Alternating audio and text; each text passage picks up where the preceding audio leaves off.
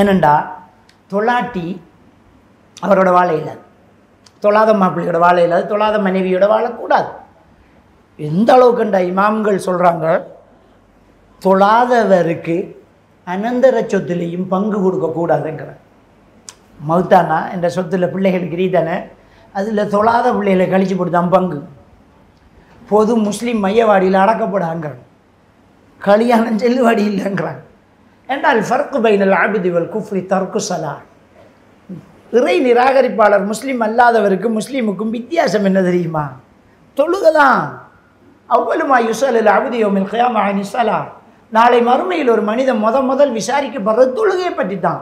அந்த தொழுகை மாப்பிள்ளைக்கிட்ட இல்லை, ஆனால் தங்கம் கட்டி மாப்பிள்ளைண்டா அவன் என்ன பொண்டாட்டி தொழுகிறார். சிலர் வந்து சொல்லுவாங்க, சார் என் ஒய்ஃப் தொழுவுர் இல்லை சார், அதுக்கு என்னையாலும் செய்யணும், அதுக்கு ஒன்றும் செய்யலை, காலி கொண்டு தான் போகிறோம், இதுக்கெல்லாம் கவுன்சிலிங் செய்கிறது இல்லை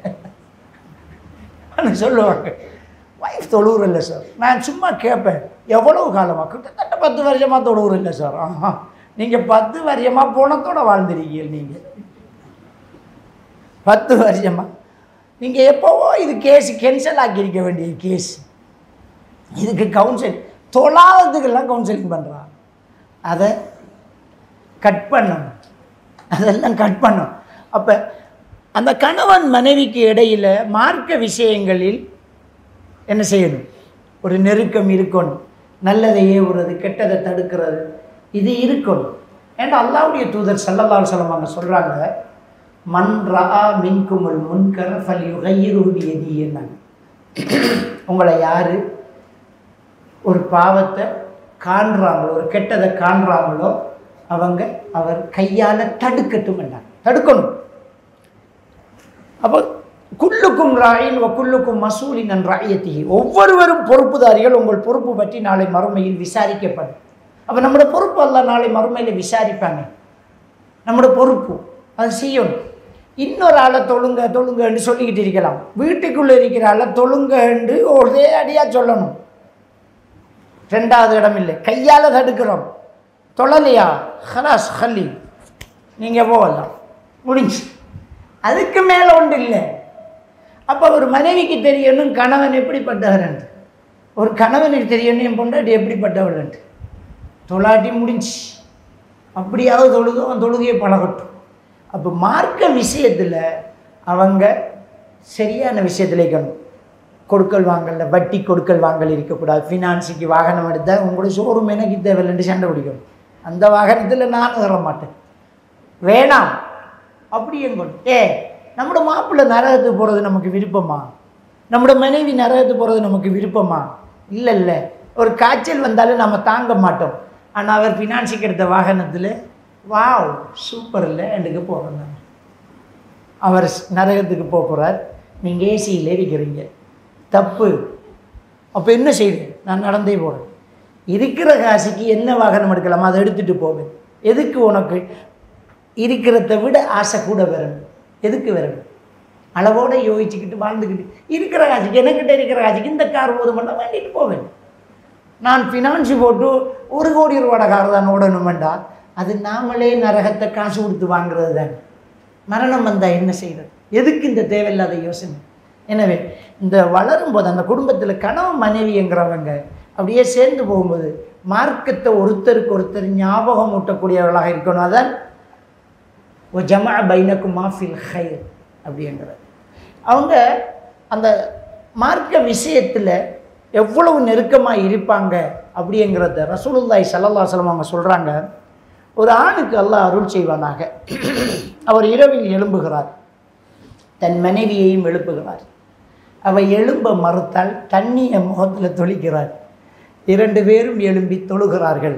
அவருக்கு அல்லாஹ் அருள் செய்வானாக. ஒரு பெண்ணுக்கு அல்லாஹ் அருள் செய்வானாக, அவள் தன் கணவனை எழுப்புகிறாள், மறுத்தால் தண்ணீர் தெளிக்கிறாள். 2 பேரும் எழும்பி தொழுகிறார்கள். அல்லாஹ் அவளுக்கு அருள் செய்வானாக. அப்போ தஹஜ்ஜுத் தொழுகையை கூட மனைவி கணவனையும் கணவன் மனைவியை எழுப்பி விடுவாங்கங்கிறது அந்த ஹதீஸில் விளங்குது. அதில் இன்னொரு விஷயமும் சொல்லப்படுது இந்த ஹதீஸில். என்ன விஷயம் தெரியுமா? ஒரு மாப்பிள்ளையை எழுப்புறா, எழும்பல்லாட்டி தண்ணி தொளிக்கிறா. தண்ணி தொளிச்சா அவங்க எழும்பி தொழுகிறாங்க. இது நடக்கணுமெண்டு அவங்களுக்குள்ள எவ்வளவு நெருக்கம் இருக்கணுமெண்டு உங்களுக்கு தெரியுமா? இப்போ ஒரு பொம்பளை ராவைக்கு இரவுக்கு தன்னை புருஷனை எழுப்பி எலும்பாமல் தண்ணி தொளிச்சா மாஷா அல்லாஹ் ஹாஸ்பிட்டலில் வாட்டில் இருப்பா. கல்லாரன் தண்ணி ஊற்றுறா, தண்ணி எருமா மாடு அப்படின்னு அவள் ஹாஸ்பிட்டலில் வாட்டில் இருப்பா. அப்படி அடி விழுது. ஏன்டா ஜாமத்தில் தண்ணி ஊற்றினா எலும்பி யாரென்று பார்த்து சிரிக்கிறேன்டா, அது எவ்வளோ பெரிய அன்பாக இருக்கணும். அந்த ஹதீஸில் உள்ள மேட்டர் தான். அந்த அன்பு இல்லாமல் தண்ணியை கிண்ணியை தொளிச்சு ஹாஸ்பிட்டலுக்கு போய் போட்டு எனக்கு திட்டிடாதீங்க. அவர் தான் ஹதீஸு சொன்ன, இவர் தான் மருத்துவ செலவெடுக்கணும்னு என்ன பிடிச்சிடாதீங்க. நீங்கள் தண்ணி தெளிக்கிறாருந்தா முதல் அன்பு சரியாக இருக்கான்னு பாருங்கள். மாப்பிள்ளை தான் அடிக்கணுமென்று இல்லை, நீங்கள் பொண்டாட்டியை ஒழிப்பி விட்டு மாடி வாங்குகிற கேஸும் பேர் அடித்து போட்டு சொரியம்பாள் அப்பந்தோம். இப்போ நான் எதுக்கு சொல்கிறேன்டா, அவ்வளவு அன்பு இருந்தால் தான் ஜாமத்தில் தண்ணி தெளிக்கலாம். அந்த அன்பு புருஷன் பொண்டாட்டிக்கு இடையில் இருந்தால் தான் சொர்க்கம் போகலாம். அந்த அன்பு கெடுக்கிற சாமான் இதுதான். இவர் தான் அந்த அன்பை கெடுக்கிறவர். இது வந்தால் புருஷன் பொண்டாட்டிக்கு இடையில் கதை இல்லை. ஏண்டா இது வந்த கதைக்கத்தானே பக்கத்தில் இருக்கிறாங்கள வீட்டை விட்டு போட்டு வெளியில் இருக்கிறாங்களோட கதைக்கிறேன். அதுக்கு தான் வீட்டுக்கு இருக்கக்குள்ள கோல் வந்தால் ஹலோன்ட்டு வெளியில் ஓடுறேன். ஏண்டா பொண்டாட்டி இருக்கா பக்கத்தில். அப்போ சொர்க்கம் போகிற குடும்பம் இல்லை. முதல் கடந்த காலங்கள் இந்த தொழில்நுட்ப வளர்ச்சி, இந்த இன்டர்நெட், இந்த ஃபோனு, இந்த வாட்ஸ்அப்பு, இந்த ஃபேஸ்புக் எல்லாம் பாரத்துக்கு முன்னே விபச்சாரங்கள் குறைவு. இப்போ அதிகம். இப்போ அதிகம். எல்லாருக்கும் ஒரு கேர்ள் ஃப்ரெண்டும் இருக்கு, பாய் ஃப்ரெண்டும் இருக்கு. இந்த இந்தியாவில் சொல்லுவாங்க பாம்பாட்டிக்கும் பப்பாட்டி இருக்குன்னு சொல்லுவாங்க. எல்லாருக்கும் இருக்கு. இந்த சொறி பிடிச்சவன் கையும் செல் பிடிச்சவன் கையும் சும்மா இருக்காதான், சுரண்டிக்கு தான் இருக்குமா அப்படி சொல்லுவாங்க. நேரம் முதலாம் இல்லை சே பண்ணிக்கிட்டு செக் பண்ணிக்கிட்டு அந்த ஃபோன் பேசுகிற ஸ்டைலே வித்தியாசமாக இருக்குது. பொண்டாட்டி பக்கத்தில் இருக்கக்குள்ள கோல் வந்தால் ம் ம் ம் ம்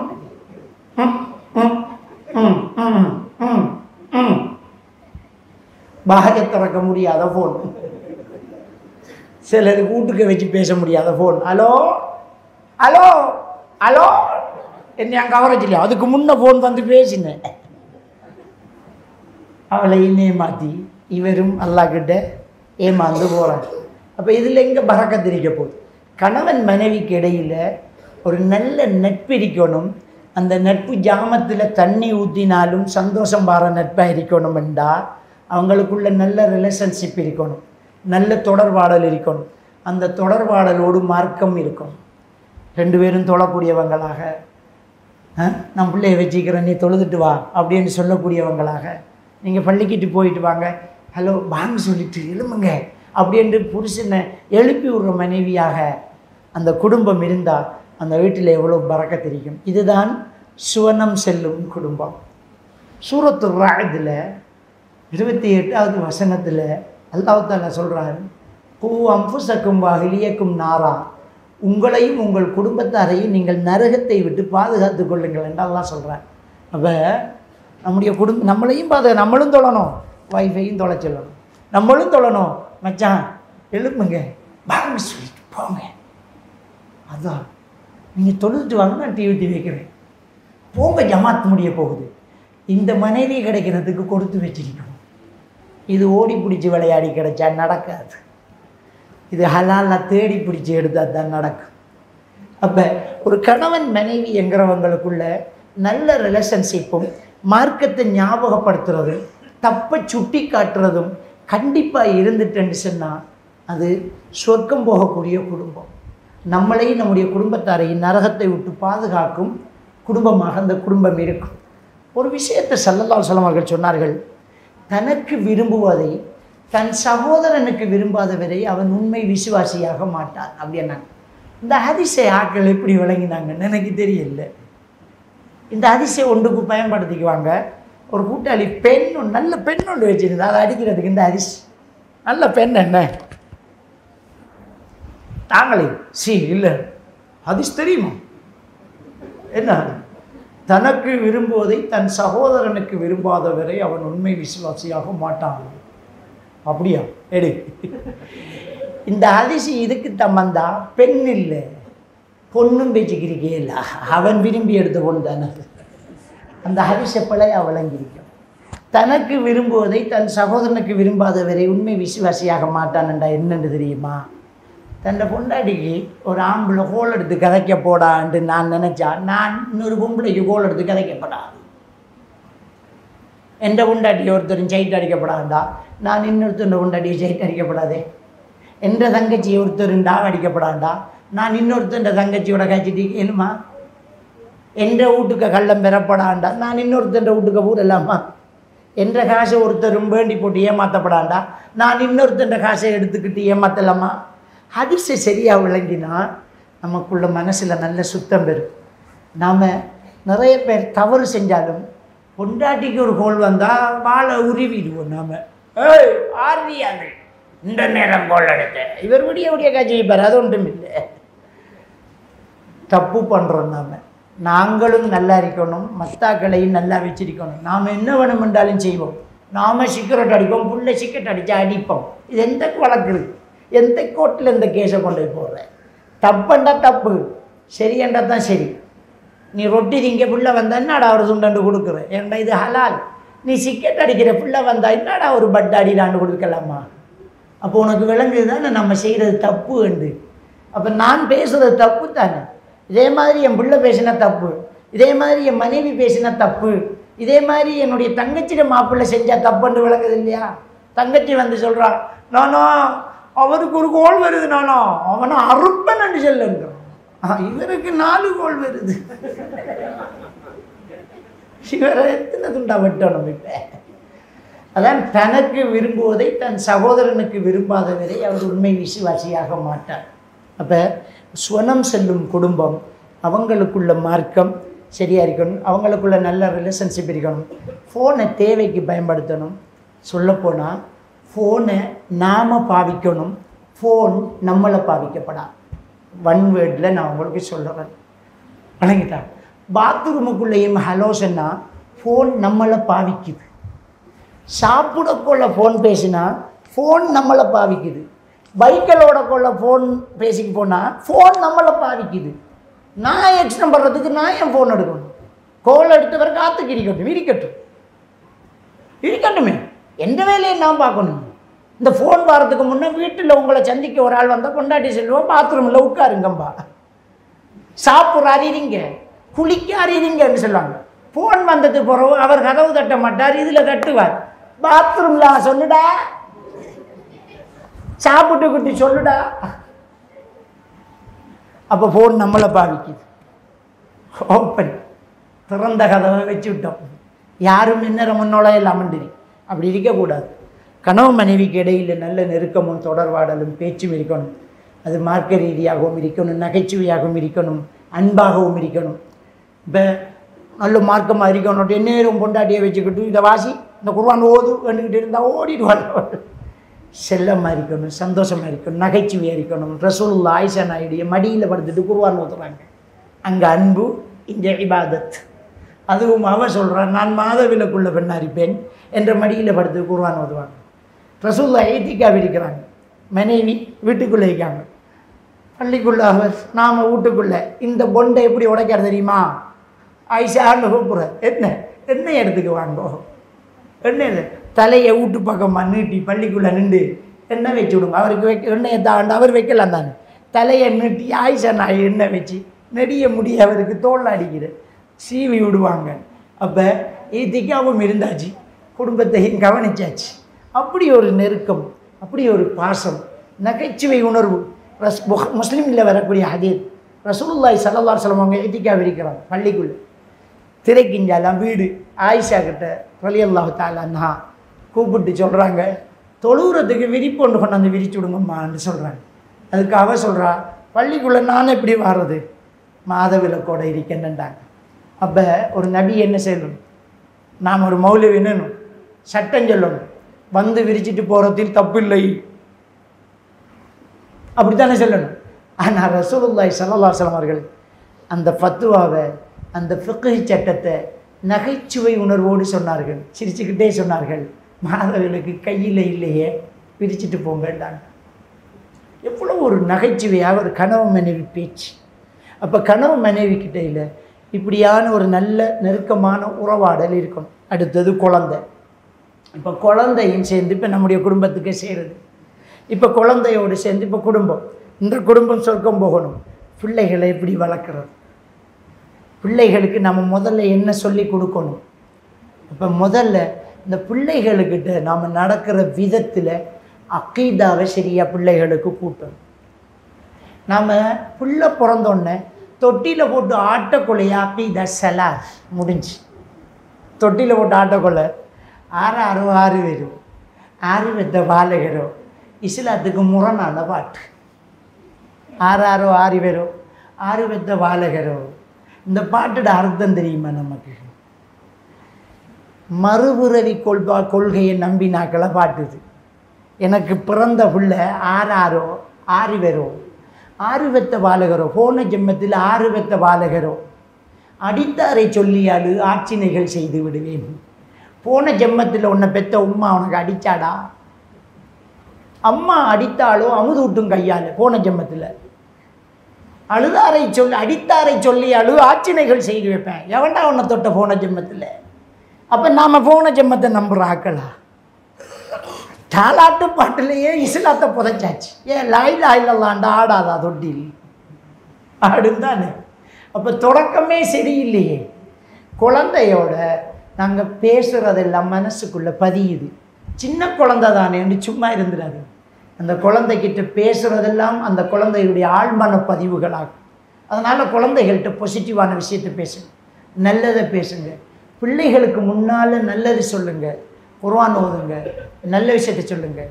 அந்த பிள்ளையோட கண்ணை பார்த்து நீ நல்லா வருவ, நீ 5 நேரம் தொழுவ, நீ மார்க்கத்தடா படிப்ப, நீ குர்ஆன் ஓதுவடா அப்படின்னு சொல்லுங்கள். அது அந்த பிள்ளையுடைய மனசில் பதியும். எந்த அளவுக்குன்னு சொன்னால் வயிற்றில் இருக்கும் குழந்தையில் கூட தாயினுடைய எண்ணங்கள் பதிகிறது அப்படி என்று இன்றைக்கு ஆய்வுகள் சொல்லுது. டெவலப்மெண்ட் சைக்காலஜி படித்தவங்களுக்கு தெரியும். இந்த டெவலப்மெண்ட் சைக்காலஜியில் என்ன சொல்கிறாங்கண்டா, கருவில் இருக்கக்கூடிய குழந்தைக்கு தாயினுடைய மனநிலை செல்வாக்கு செலுத்துமா.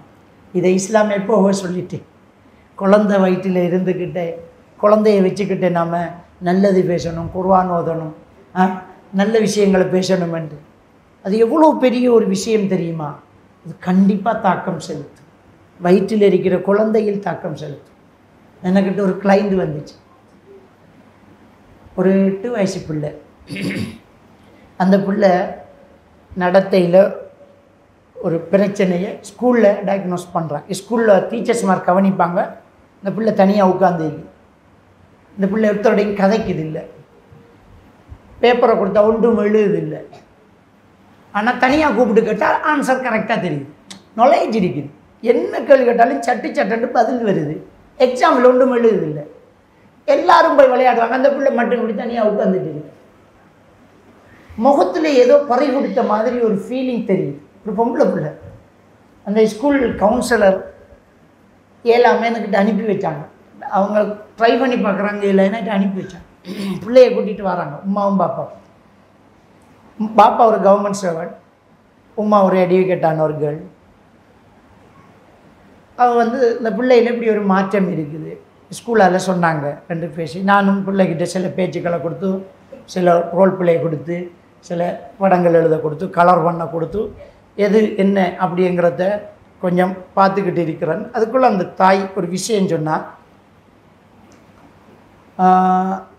திடீரென்று ஜாமத்தில் எழும்பி என்ற கழுத்தை கட்டி பிடிச்சிக்கிட்டு, வாப்பா அடியாதீங்க உமாக்கு, வாப்பா அடியாதீங்க உமாக்குன்னு கத்து வாசம் சொல்லிட்டு, நான் கேட்பேன்னு அவருக்கு தெரியும். நீங்கள் கணவன் மனைவி சண்டை பிடிப்பீங்களா பிள்ளைக்கு முன்னுக்கு தானே கேட்பீங்க, நாங்கள் சண்டை பிடிக்கிறதில்லை.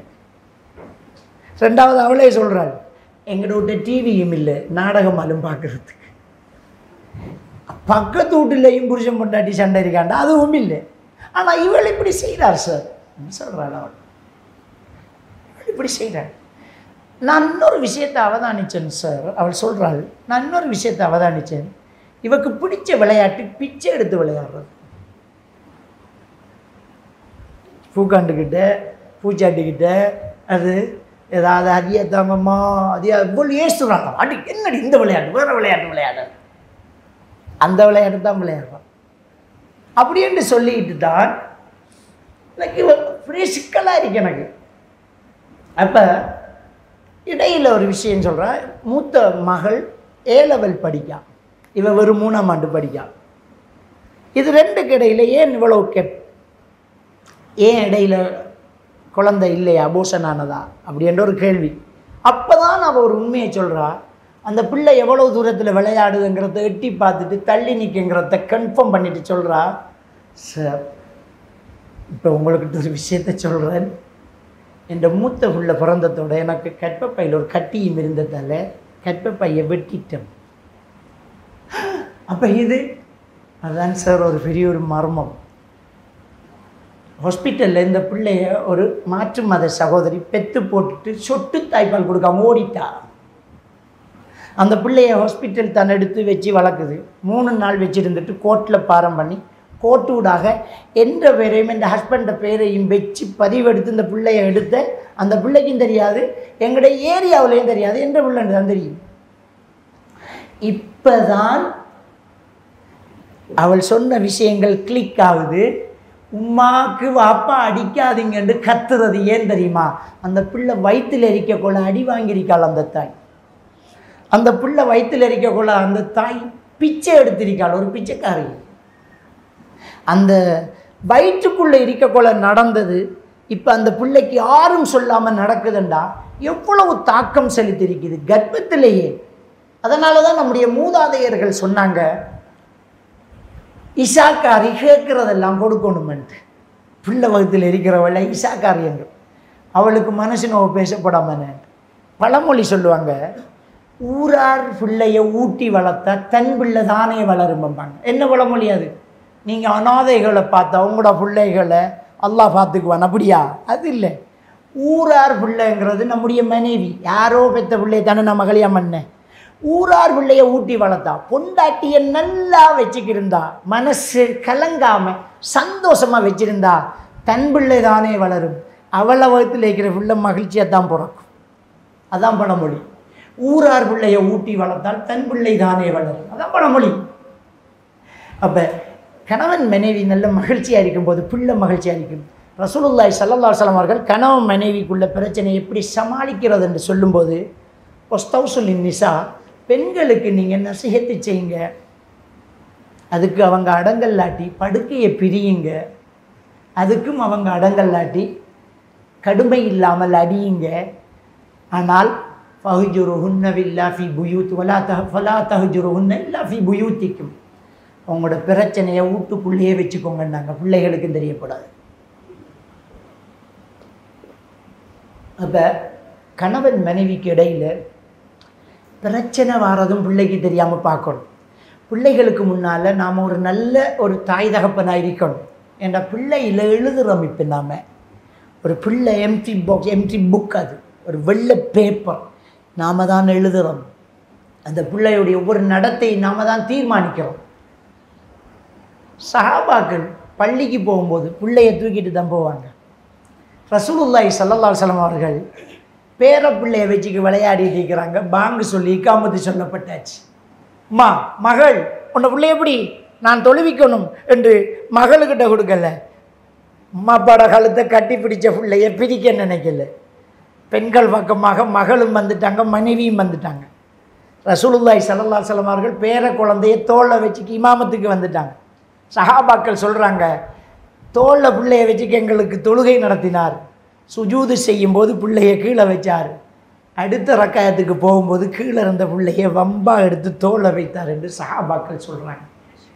ஆண்களே பிள்ளையை தூக்கிக்கிட்டு தொழுது காட்டியிருக்கிறார்கள் ஸல்லல்லாஹு அலைஹி வஸல்லம். இன்றைக்கி பெண்கள் என்ன சொல்கிறாங்கண்டா, பிள்ளைக்கு தொழனாதான். இது அல்லாஹ்கிட்ட சொல்லி தப்புங்களாம் பார்ப்போம்.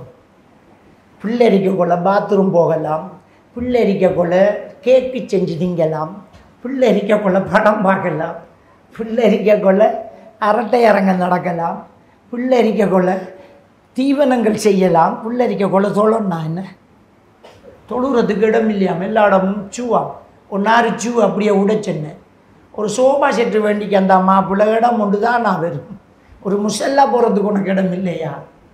அப்பப்போ சிறுநீர் கழிக்கும்போது ஆம்பளை பிள்ளையா இருந்தால் தண்ணியை தொளிச்சிக்கிட்டே இருந்தால் உடுப்பு மாற்ற தேவையில்லை, அதோ உடுப்போட தொழலாம். பெண் பிள்ளையாக இருந்தால் அவர்கிட்ட கொஞ்சம் தண்ணியை கொட்டி விட்டு அதே உடுப்போட தொழலாம். தொழுகையில் பொடுபோக்காக இருக்கக்கூடாது. சில பெண்கள் பிரசவம் நடந்தாலும் 40 நாளை பிறகு தான் தொழுகிறது. இதுலேயே நம்ம மார்க்கத்தை படிக்காமல் இருக்கிறோம். 40 நாளைக்கு பெருந்தொடக்கம், 40 நாளை பிறகு தான் தொழுகிறது. அதுலேயும் என்னென்னா வீடு கழுவி, வீட்டில் உள்ள குத்தி பலகை கழுவி, திருவிழா குத்தி கழுவி, மாதவிலக்கு திருவிலைக்கு வந்த உனக்கு வந்தா எப்போ தொடக்கு நிற்கிதோ அப்போ குளிச்சுக்கிட்டு தொழணும். சில பெண்களுக்கு 10 நாளையிலே நிற்கும், 15 நாளையிலே நிற்கும். 40 நாள் 6 கொண்டு அந்த சட்டம். தொழுகையில் பொடுவோக்காக இருக்கக்கூடாது, தொழுகையில் பேணுதலாக இருக்கணும். பிள்ளைகளை வச்சு கொண்டு தொழணும். பிள்ளைகளை ஆண்கள் என்ன செய்யணும்? பள்ளிக்கு கொண்டு வரணும். அந்த பிள்ளை பழகணும். இது பள்ளிக்குள்ளே கொஞ்சம் பெரிய அங்கே பிள்ளைகளை விரசுறேன் ஓடு எங்களோட சிலர் வந்து ஒழும்பி இந்த பிள்ளைகளை கூட்டிக்கு வரப்படாதான். பிள்ளைகளை கூட்டிக்கு வர்றது தான் இஸ்லாம். ரசூலுல்லாஹி ஸல்லல்லாஹு அலைஹி வஸல்லம் அவர்கள் தொழுகை நடத்தும் போது குழந்தை அழும் சத்தம் கேட்டதால் அவசரமாக தொழுது முடித்தாங்க. எழும்பி நான் ஏன் வேகமாக தொழுதுன்னு தெரியுமா? ஒரு குழந்தை அழுதுச்சு, அதான். இதுக்கு பிறகு பிள்ளை கூட்டிக்கிறாங்கன்னு சொல்லலை, இதுக்கு தொழுகைன்னு சொன்னாங்களே தவிர பிள்ளைய கூட்டிக்கிறலாம்னு சொல்லலை. கூட்டிக்காங்க, அது இங்கே பழகாமல் எங்கே பழக போகுது? இதுதான் இஸ்லாமிய கூட்டமைப்பு. சஃப்புகளுக்கு இடையில் ஒரு பிள்ளை கரகரண்டு நடந்து போவான். இன்றைக்கு நடந்து போயிடுச்சு, இந்த அசருக்கு நடந்து வரான். அல்ஹம்துலில்லாஹ். அதான் அவன் அப்படி நடப்பான். அவன் வளர்ந்தது பார்த்தது பள்ளிவாசலும் சஃப்புகளும் தொழுகைகளும். அவனுடைய ஈமான் வளரும். தியேட்டரும் டிவியும் இல்லை, பள்ளியும் தொழுகையும். நம்மட பிள்ளை பள்ளிக்குள்ளே விளையாடுது, இது ஒரு பெருமை. நம்மட ஒரு சகோதரன்ற பிள்ளை அண்ணன் முன்னால் போகிற சஃப்புகளுக்கு இடையில் பிள்ளைகள் போகிறதால தொழுகை பாத்திலாகாது. தனியாக தொலைக்கொள்ளா முன்னால் போகக்கூடாது. ஜமாத்தோட தொலைக்கொள்ள சஃப்புகளுக்கு இடையில் உங்களுக்கு உது முறிஞ்சால் சஃப்புக்குள்ளால் போய் உது செஞ்சுட்டு வரலாம். இமாமுக்கு இருக்கிற சுத்துராக்கு முன்னால் தான் போப்படா, இமாமுக்கு முன்னால் போப்படா, இடையில் போகலாம். அந்த சட்டங்கள் தெரியணும். எனவே பிள்ளைகளை கொண்டு வரணும் பள்ளிக்கு. பிள்ளைகளிடம் இருப்பது போல கற்றல். பிள்ளைகளிடம் இருப்பது போல கற்றல். என்னத்தை பார்க்குறாங்களோ அதைத்தான் படிப்பாங்க. பாப்பா எப்படி இருக்காரோ அதுதான் அவனை தெரியும். அப்போ பிள்ளைகளுக்கு முன்னால் நாங்கள் சிகரெட் அடிக்கப்படா, அவன் எப்படா வாய்ப்பு கிடைக்கும் ஒரு பட்டு இழுக்கிறது கண்டு காத்துக்கிப்பான். பிள்ளைகளுக்கு முன்னால் தூஷண வார்த்தை பேசப்படா, கெட்ட வார்த்தை பேசுகிறான், கெட்ட வார்த்தை பேசுகிறான் என்று சொல்கிறது தப்பு. கேட்ட வார்த்தை தான் பேசுகிறான். நம்மக்கிட்ட எப்பயும் ஒரு நாள் கேட்ட வார்த்தை தான், அது கெட்ட வார்த்தை இல்லை. பிள்ளைகளுக்கு முன்னால் நல்ல வார்த்தை பேசி சலாம் சொல்லி பழகி 4 நல்ல முடிவுகளை எடுத்து பள்ளிக்கும் கொண்டு போய் பிள்ளைகளோட பழகும்போது பிள்ளைகளுடைய மன வளர்ச்சி உயரும். இது சுவனம் செல்லும் குடும்பம்.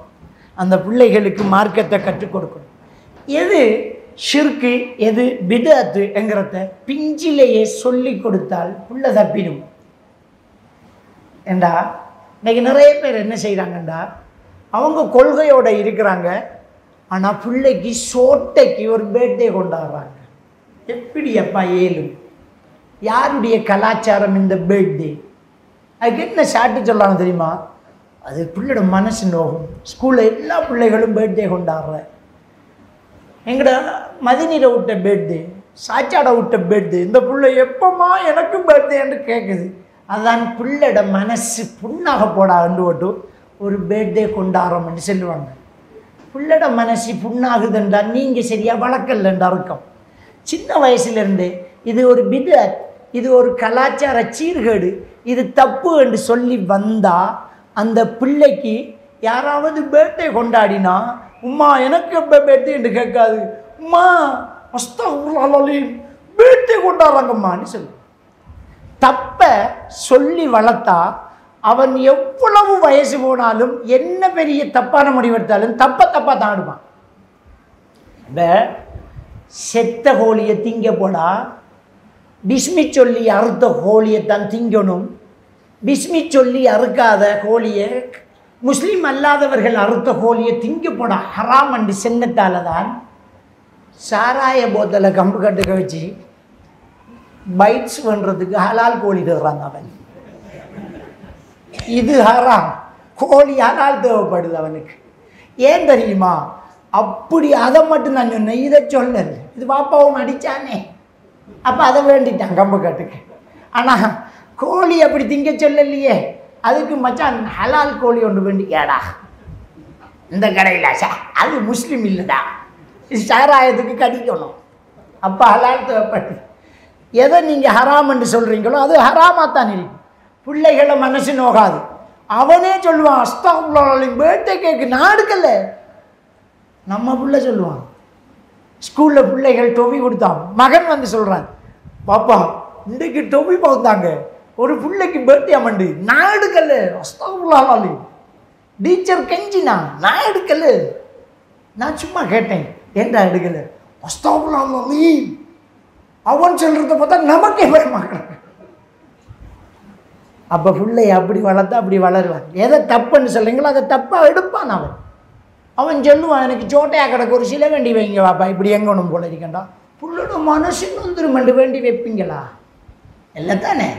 தப்பாக சொன்னால் அந்த குழந்தை அதில் ஆசைப்படாது. இது பித்அத், இது நூன செயல், இது தப்பு, இது ஷிர்கு, இது பிழை, இதை செய்யக்கூடாது. ஒரு காலமும் தாயத்து கட்டக்கூடாது. அப்போ தாயத்து கட்ட மாட்டான். எந்த ஜென்மம் பிறந்தாலும் கட்ட மாட்டான். அவனுக்கு மயக்க நிலையில் கட்டினாலும் கலட்டி எறிஞ்சிடுவான். அவன் தப்பு, எங்கள் பரம்பரைக்கே அது பழக்கம் இல்லைன்றான்.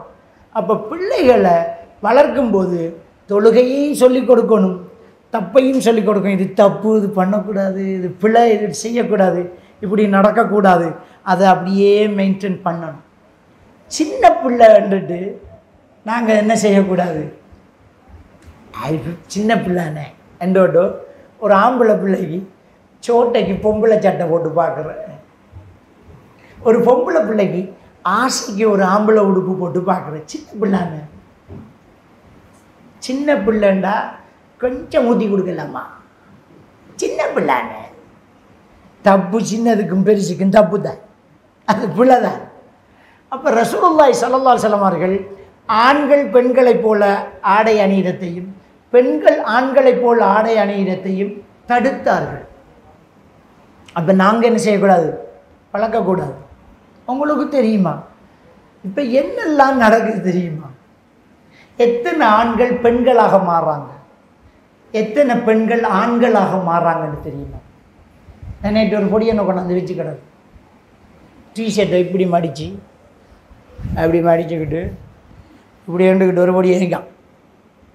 எத்தனை வயசு அப்படி கேட்டேன். 16 வயசு. என்ன பிரச்சனைன்னு கேட்டேன். பின்னுக்கு மாமாக்காரன் இருந்து முடிச்சுறான், கண்ணை காட்டுறான். ஒன்றுமில்லை, ஒரு பிரச்சனை இல்லை. நானும் அது டவுட்டாக இருக்குது. முன்ன அவனே வந்து விஷயத்தை சொல்கிறதுக்கு முன்னால் அதை பொடியை நெஞ்சு அந்த உள்ளுக்கு வந்துட்டேன். இப்போ கூட்டிக்கு வந்த மாமாவுக்கு கதை சொல்லி கேளாமல் போச்சு.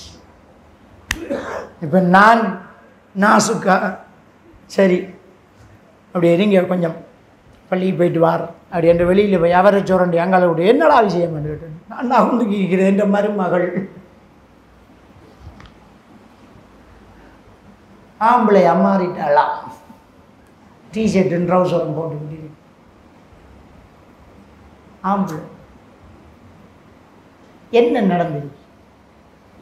அந்த வீட்டில் எல்லாம் பொம்பளை பிள்ளைகள் சின்ன வயசுலேயே ஆம்பளை உடுப்பு போட்டு அவனை டே என்று சொல்லி இவ விளையாட்டா பழையின அவன் ஆள் மனசில் பதிஞ்சிட்டு. அல்லாஹ் ஆணாகவும் பெண்ணாகவும் தான் மனுஷனை படைச்ச, மூணாவதாக படைக்கல. ஆணும் பெண்ணும் தான், மூன்றாம் பாலினம் உண்டு இல்லை. அது நம்ம ஆட்கள் சொல்கிறது அலி என்று ஒன்று சொல்லுவாங்க, பச்சை பொய். ஒன்று ஆம்பளை இன்னொன்று பொம்பளை. பழகிட்டா அல்லாஹ் குர்ஆன்ல சூரத்து நிசாவில் 1வது வசனத்தில் என்ன சொல்லலாம்? இத்தகு ரப்பக்கும், உங்களை அல்லாஹ் பயந்து கொள்ளுங்க. அவன் ஒரே ஒரு ஆத்மாவிலிருந்து உங்களை படைத்தான், அதிலிருந்து அதனுடைய சோடியை படைத்தான். வபஸ்ஸ மின்ஹுமா ரிஜாலன் கஸீரா வ நிஸாஅ, அந்த 2 பேர்லேருந்து ஆணையும் பெண்ணையும் பல்கி பெருக வச்சுதான். 3வது சொல்லல அல்லாஹ், ஆணும் பெண்ணு தான், அவ்வளோதான். எண்ணங்கள் மாறுது. ஒரு ஆண் பெண்ணாக மாறான், பெண் ஆணாக மாறான். அதை ரசூலுல்லாஹ் கடுமையாக சாபமிட்டாங்க, சபித்தாங்க. மனசு தானே.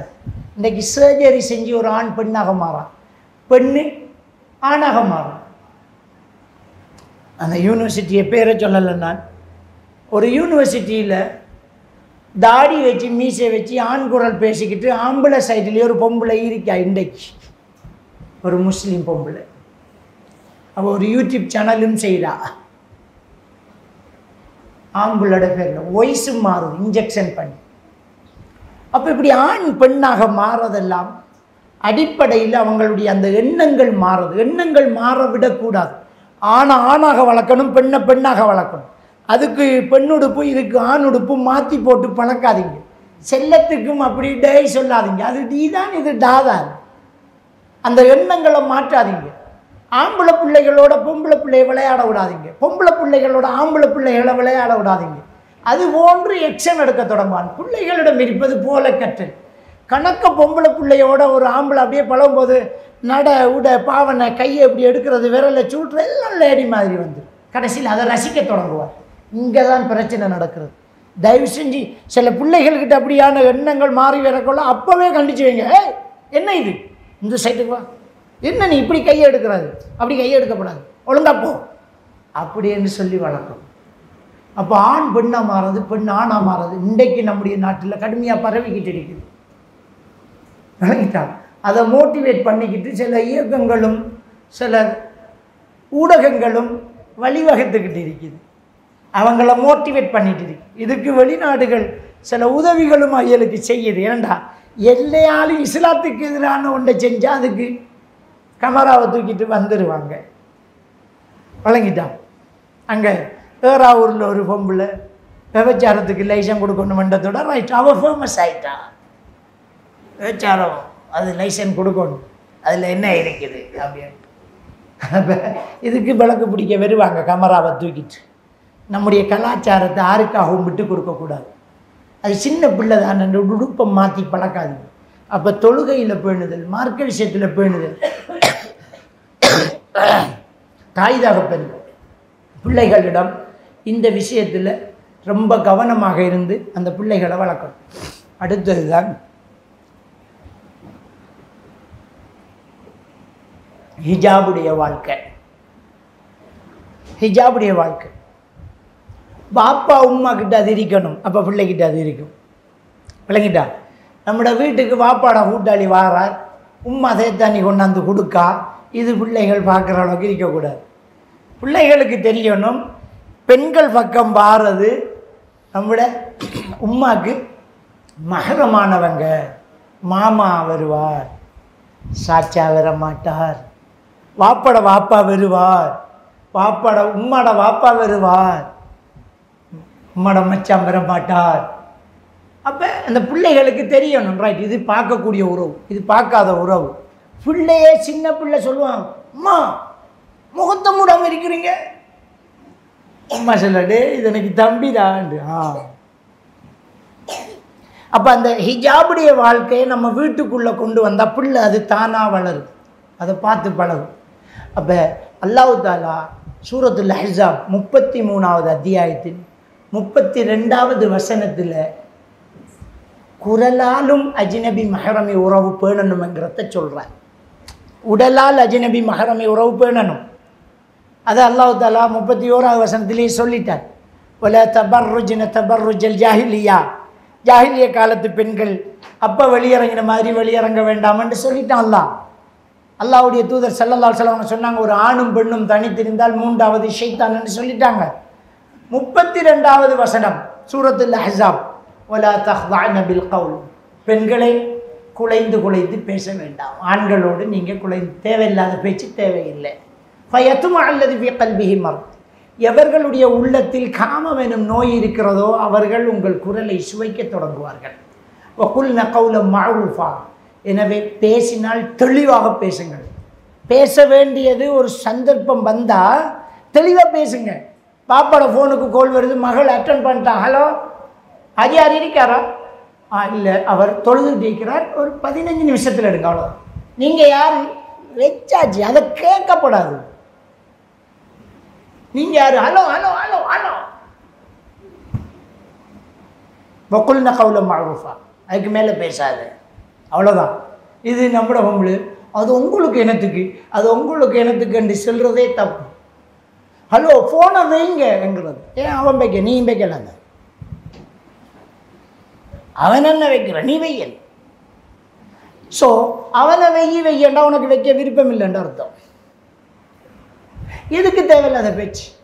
நீங்கள் யார், எதுக்கு உனக்கு, எதுக்கு தேவையில்லாத பேச்சு? ஆட்டோவில் வரணுமா, ஆட்டோ காசு எவ்வளோ அம்பி நாங்கள் இவன் கதை கொடுப்பான். அப்படியே போகக்குள்ள ஒரு இடத்துல ஒட்டாமில் நம்பிக்கிறான், தம்பி கொஞ்சம் நிப்பாட்டுங்க அடுத்து ஒட்டாமில்லை வேண்டிட்டு எடு. சிஸ்டருக்கு ஒட்டமில்லன் கடும் விருப்பமாக்குமா? பதில் சொல்லப்படாது. பதில் சொன்னீங்கன்னா மாட்டிக்குவீங்க. பதில் சொல்லப்படாது. அதில் அவன் பயப்படுவான், வெக்கப்படுவான். அது உனக்கு எனக்கு கண்டு சண்டையும் செய்யக்கூடாது. உங்களோட குரல் கவனம். அவன் உள்ளத்தில் நோய் இருந்தால் உன் குரலை அவன் ரசிப்பான் என்று அல்லாஹ் சொல்றான். நீ பதில் சொல்லாத. உங்களுக்கு ஒட்டமில்லன் கடும் விருப்பமாக்குமா? பேசப்படாது. செருப்பால் அடித்த மாதிரி இருக்கு. நீங்கள் சொன்ன இடத்துல இவ்வளோத்தான் நிப்பாட்டங்க. இடையில கதைச்சதுக்கெல்லாம் பதில் இல்லை. எவ்வளோ தம்பி என்ன பேலன்ஸை பிச்சு எடுத்துக்கிட்டு போயிட்டே இருக்கணும். சிரிச்சு கதைச்சி அல்லது சண்டை பிடிச்சி உருக்கி நீ கடுமாளாக இருக்காயண்டு. நீ சண்டை பிடிச்சாலும் வளையிறாய் என்றவனுக்கு தெரியும். கதையே இல்லை. அப்போ ஒரு ஆணும் பெண்ணும் தனிச்சிருந்தால் மூன்றாவது ஷைத்தான், உடலாலும் குரலாலும். இது நம்முடைய பிள்ளைகளுக்கு பெற்றோர்கள் படித்து கொடுக்கணும். நம்ம ஆட்டோவில் கூட்டிகிட்டு போகிற பிள்ளைக்கு தெரியும் நம்மளோட உம்மா எப்படி கதைச்ச வேண்டும். எவ்வளோ வேண்டு கேட்பா, காசு கொடுப்பா, இடத்த சொல்லுவா, இறங்குவா. மற்ற கதை கிடையாது. தம்பி எங்கள் ஊர், உங்களோட நம்பரை கொஞ்சம் தாங்க, தேவையண்டா கோல் எடுக்கும். அது தேவையில்லை, நம்பர் வண்டி எடுக்காதே. அப்போ ஒரு ஆட்டோ வரும், அதில் போயிட்டே இரு. எதுக்கு ஒரு நம்பரை கொடுக்க? மிஸ்கோலால் எத்தனை மிஸ்ஸுகள் மிஸ் ஆயிடுச்சு, எவ்வளவு நடந்துச்சு, தேவையில்லை. ஒரு ஆணும் பெண்ணும் தனிச்சிருந்தால் மூன்றாவது ஷைத்தான். இந்த அஜ்னபி மஹரமை உறவு ஃபோன்லையும் பேணப்படணும், நேர்லையும் பேணப்படணும். அவர் கடும் நல்லம். நம்ம மிஸ் ஆகுறோம் எங்கே தெரியுமா? ஒரு நம்பிக்கை வச்சு பழகுறது. அவர் கடும் நல்லம். அவருக்கு எங்கள் வாப்பாட வயசு அங்கிள் மாதிரி. அவர் அசரத் தாடியில் வச்சு நல்ல மனுஷன், நல்ல மனுஷன். ரசூலுல்லாஹி ஸல்லல்லாஹு அலைஹி வஸல்லம் அவர்கள் ஒரு ஆணும் பெண்ணும் தனித்திருந்தால் மூன்றாவது ஷைத்தான் என்று யாருக்கிட்ட சொன்ன தெரியுமா? நம்மளோட ரோட்டில் கஞ்சா குடிச்சிக்கிறாக்கல யாருக்கிட்ட சொன்ன தெரியுமா? கிட்டத்தட்ட 1 கோடி ஆலிமுக்கு சமனான சஹாபாக்களுக்கு தான் சொன்ன மூன்றாவது ஷைத்தான் வந்துடுவாங்க. அப்போ நாங்கள்லாம் ஏமாத்துறோம். மௌலவி என்றா போல ஆனால் வானத்திலேருந்து உளுந்தா. சில பொம்பளையில் மௌலவிக்கு கால் பண்ணி இந்த குளிப்புடைய சட்டம் ஒன்று கேட்கணும், உங்களோட மாப்பிள்ளைக்கிட்ட கால் பண்ணி கேட்க தெரியாதா? உனக்கு என்னத்துக்கு? உன மாப்பிள்ளைக்கிட்ட சொல்லி எனக்கு இந்த சட்டத்தை கொஞ்சம் அசரத்திட்ட கேட்டுக்குவாங்கன்னு சொல்ல. உனக்கு ரோஷம் இல்லையா? கேளு. இல்லாட்டி ஊரில் உலகத்தில் பொம்புல மௌலவியாக்கள் இல்லையா? பக்கம் இல்லையா? ஆரை நம்பி நீ கோல் எடுக்க? அவன் 10 ரூபா சொல்லி போட்டு அடுத்த அன்றைக்கு அந்த நம்பருக்கு கால் பண்ணி இப்போ சரியா குளிச்சுட்டு இல்லாண்டு கேட்பான். அவன்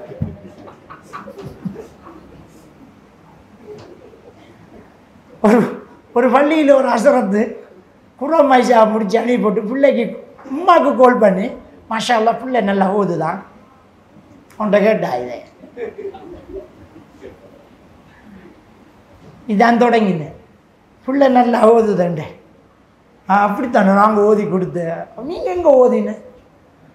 நாங்கள் அந்த பள்ளியில் முதல் ஒரு ஆலிம் இருந்தோம் அந்த காலத்தில். நான் மாஷா அல்லாஹ் நல்ல மாஷா, நல்ல குரல். இப்படி பேசியாலும் உங்களோட குரல்லையும் ஒரு நாளைக்கு ஒரு கிராத்து கேட்கணும்னு நினைக்கிற ஆசை தான். மறுவா புள்ள மதுரைச்சாக்கு வந்த ஒஸ்தாது இல்லை, ஊட்ட போன அனுமா இல்லை. அப்போ தேவையா இது? தேவை, தப்பு. விளங்கிட்டா? கூடாது. விளங்கிட்டு அப்போ இந்த விஷயங்கள் நடக்கக்கூடாது. அஜ்னபி மஹ்ரமி உறவு பேணணும். அது ஆறாக இருந்தாலும் சரி, முக்கியமான ஒரு விஷயம். இந்த மார்க்க விஷயத்தில் ஒரு இடத்துல தப்பு நடக்குது. ரசூலுல்லாஹி ஸல்லல்லாஹு அலைஹி வஸல்லம் சொன்னாங்க, 7 வயதை அடைந்தால் தொழுகையை கொண்டு ஏவுங்கள், 10 வயதை அடைந்தால் தொழுகையை கொண்டு அடியுங்கள் என்றாங்க. இந்த ஹதீஸுக்கு இன்னொரு பின்புலம் இருக்குது. அதோட நிப்பாட்டுறோம் நாங்கள். தொழணும், 10 வயசை அடைஞ்சால் தொழுகையை கொண்டு அடிக்கணும், அதெல்லாம் நிற்கும். இதுக்கு பிறகு ஒரு துண்டு ரசூலுல்லாஹ் சொன்னாங்க, 10 வயசை அடைந்தால் படுக்கையை பிரியுங்கண்டாங்க. சொந்த உம்மா வாப்பாவே பிள்ளை 10 வயசை அடைஞ்சால் பக்கத்தில் வச்சு தூங்கக்கூடாது. ரசூலுல்லாஹ் சொன்ன சட்டம் ஏன் தெரியுமா?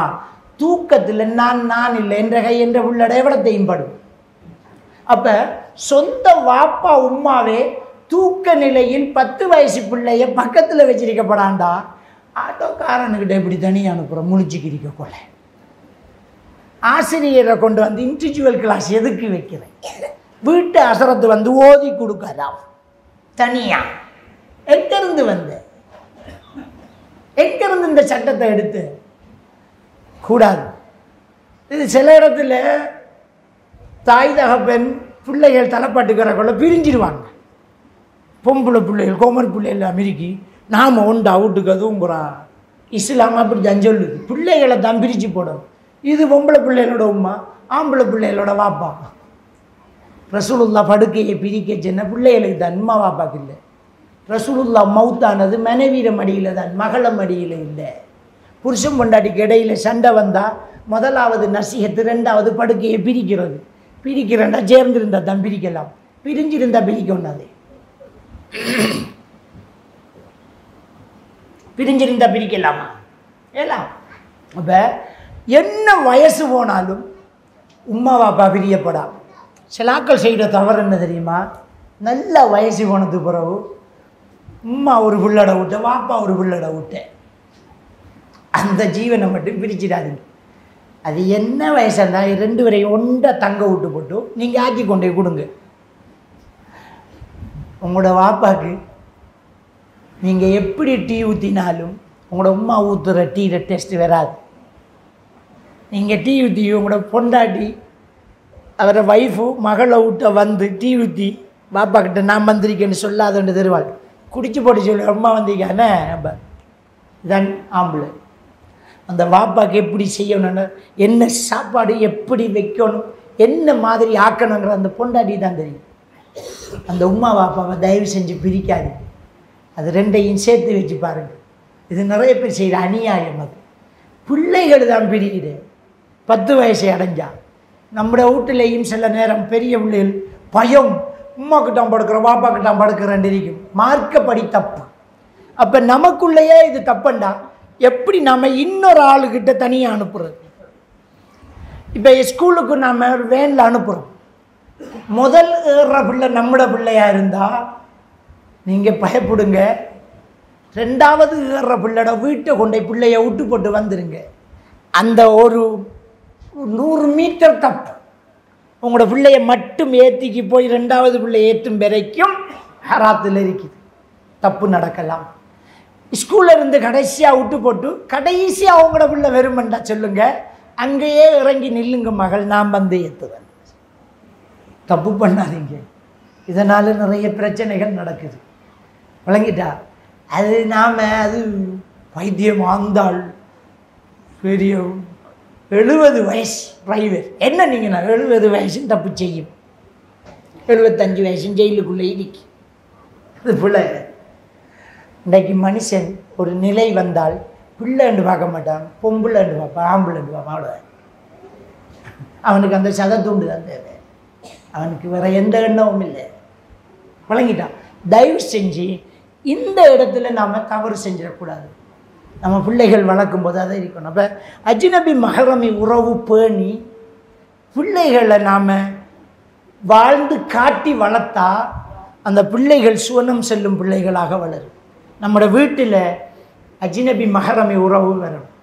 மாப்பிள்ளை வருவார், அவரை கூட்டாளி வருவார், இவர் டீயை கொண்டு ஊற்றி கொடுத்து எடுங்க பிஸ்கட் எடுங்க, சாக்லேட் எடுங்க. அது அவன் செல்லட்டும், அவனுக்கு தான் கூட்டாளி, உனக்கு கூட்டாளி இல்லை, நீ போட்டுக்கு. அவன் வந்து ஒய்ஃபுக்கு சலாம் என்னென்னு சொல்லுங்க. அது பிள்ளை, அது தப்பு.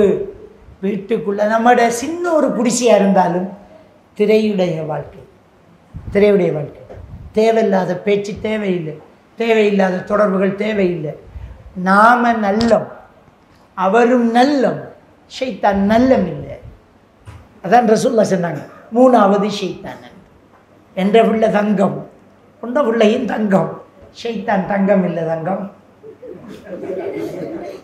ஷைத்தான் கெடுப்பார். ஒரு இடி மின்னல் போதும், ஒரு கொசு போதும், விஷயம் முடியும். தயவு செஞ்சு இந்த அஜ்னபி மஹரமி உறவை நாங்கள் குடும்பத்தில் பேணி வளர்த்தால் நாம் சுவனம் செல்லும் குடும்பம். விளங்கிட்டா? அடுத்தது, இந்த குடும்பத்துக்குள்ள நாம் இன்னொரு விஷயத்தில் ரொம்ப கவனமாக இருக்கணும். சுவனம் சொல்லணும் என்றால் நம்முடைய பிள்ளைகள் என்ன செய்யணும் என்று நாம் எதிர்பார்க்குறோமோ அதை பிள்ளைகளை வச்சுக்கிட்டு நாம் செய்யணும். இல்லைங்கிட்டா? நம்மளோட பிள்ளைகளை கூட்டிக்கிட்டு போய் நம்மளோட உம்மா வாப்பாக்கு சீர் செய்யணும். வயசான நம்மளோட வாப்பா இருப்பாங்க, வயசான நம்மளோட உம்மா இருப்பாங்க.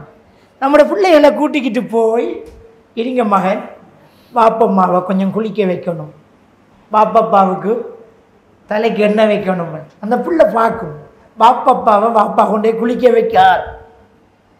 வாப்பப்பா ஏசுறார், பாப்பா எப்படி ஒன்றுக்கு நிற்கார்.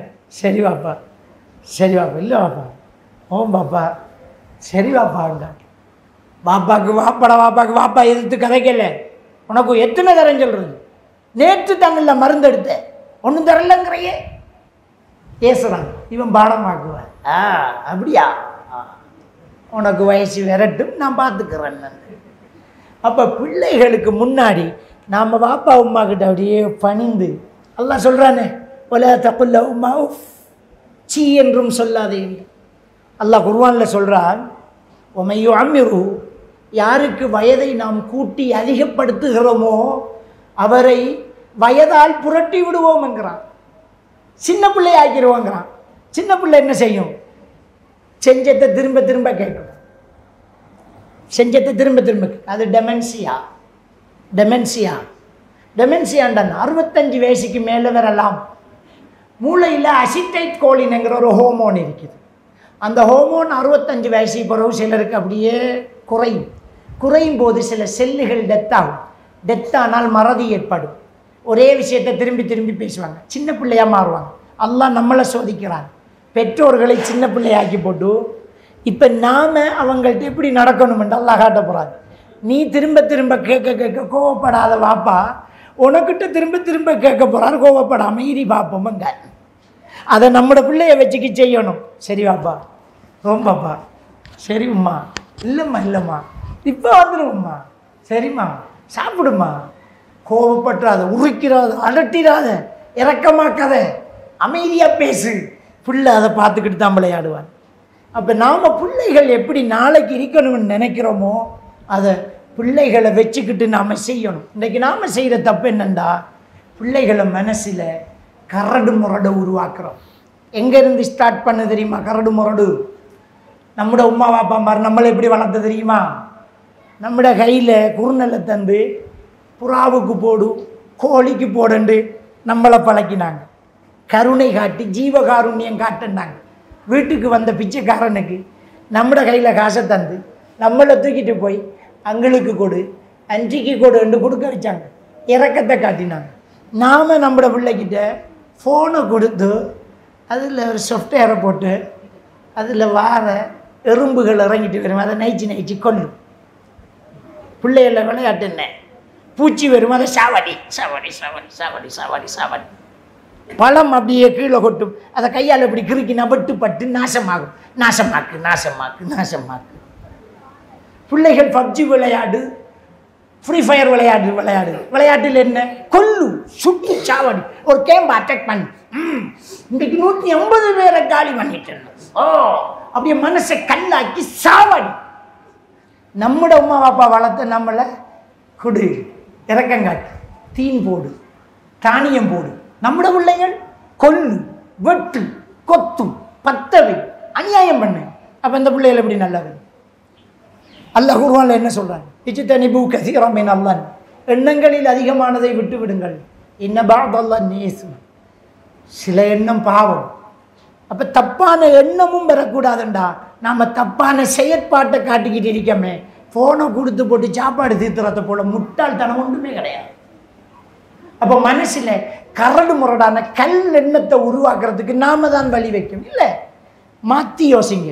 பிள்ளைகளை வச்சுக்கிட்டு பெற்றோர்களை கவனிங்க. பிள்ளைகளை வச்சுக்கிட்டு நம்முடைய வளர்க்குற பிராணிகளுக்கு சாப்பாடு விடுங்க. இரக்கம் காட்டுங்க, கருணை காட்டுங்க. பாவம்னு சொல்லுங்க, பாவம் உங்களோட கையால் கொடுங்கன்னு சொல்லுங்க. பள்ளி உண்டியலுக்கு கள்ளைக்கிட்ட காசை கொடுத்து ஜும்மாக்கு போகிற நீங்கள் போட்டு வந்துடுங்க. பள்ளிக்கு தர்மம் செய்யுங்கன்னு பழக்குங்க. அவன் செய்வான், பள்ளியே கட்டுவான் உங்கள் பேரில், நன்மை கிடைக்குமா? நம்மளோட பிள்ளைகளை கையில் கொடுத்து செய்ய பழகுங்க. அப்போ இது எவ்வளோ பெரிய ஒரு நன்மையாக மாறும். எனவே பிள்ளைகளை எப்படி நாம் வளரணும் என்று நினைக்கிறோமோ அப்படி நாம் பிள்ளைகளுக்கு முன்னால் வாழ்ந்து காட்டும். அதுதான் போல கற்றல். அதான் போல கற்றல். ஜாபிர் ரலியல்லாஹு தஆலான்னு சொல்கிறாங்க, யுத்தத்துக்கு பேர் கொடுத்துட்டு எங்கள் வாப்பா என்னை கூப்பிட்றாரு. இரவு நேரத்தில், இருட்டு நேரத்தில் வீட்டை விட்டு அப்படியே வெளியில் கொஞ்சம் வாண்டு கூட்டிட்டு போனார். முஸ்லீமில் வர ஹதீஸ். மகன், நாளைக்கு ஓதி யுத்தம் நடக்க போகுது, யுத்தத்தில் நானும் பெயர் கொடுத்திருக்கேன். அல்லாஹ்வுடைய பாதையில் உயிரை விட்டு ஷஹீதாகி சொர்க்கம் போகணும் என்ற ஆசை இருக்குது. உங்களுக்கு 6 சகோதரிகள், பொம்பளை பிள்ளைய தாத்தா தங்கச்சி இருக்கு. பொம்பளை பிள்ளைகளுக்கிட்ட கடும் சாஃப்டாக நடந்துக்கோங்க. பாப்பாவுக்கு கடன் இருக்கு. ஈச்ச மரத்தில் இன்னும் கொஞ்சம் நாளையில் அறுவடைக்கு தயாராக கொலை இருக்கு.